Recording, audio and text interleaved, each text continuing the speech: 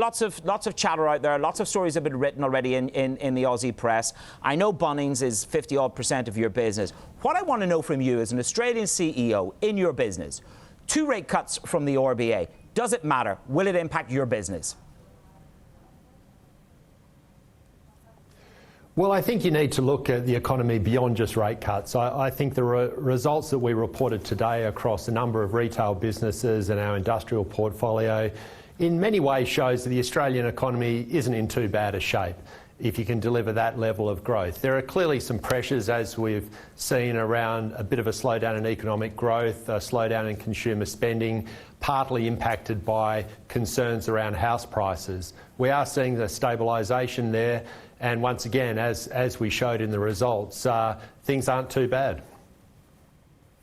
Rob, you recently said that you'll no longer be pursuing the rare earths producer Lynas. Is a big acquisition still on the agenda?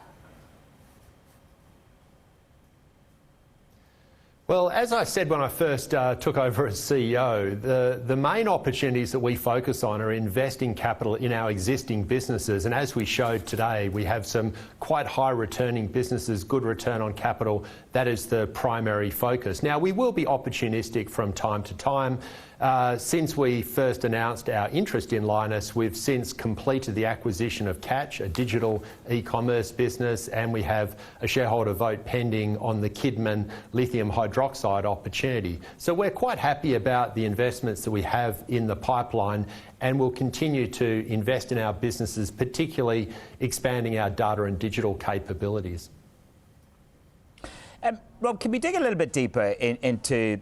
Some people have been looking at the deals. Obviously, you closed the lithium deal, you withdrew from the Lynas deal, and the proposition from part of our analysts at BI is that you've gone after businesses that have limited pricing power and limited asset lifespan. What do you say to those detractors that perhaps criticise the deal that you've done and perhaps understand part of the reason why you pulled out of the Lynas? Those are the 2 propositions, that you're doing deals with limited pricing power and limited asset lifespan. What do you say to that?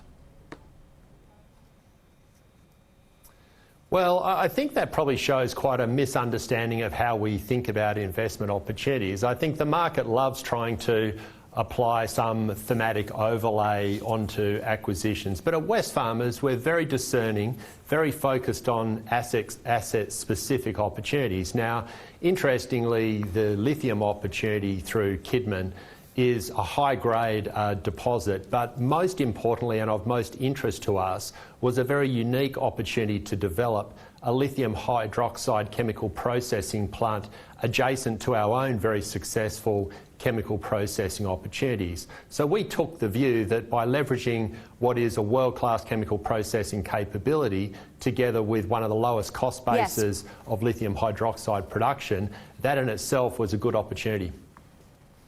Rob, we've got 10 seconds, but we've had comments from the number 2 at the RBA on the concerns around trade. How concerned are you about the trade war? Well, I think it does present concerns to Australia. Clearly, China is a very significant trading partner, so we as a country will not be immune to any broader economic ramifications from the trade war. So it is something that we're monitoring closely.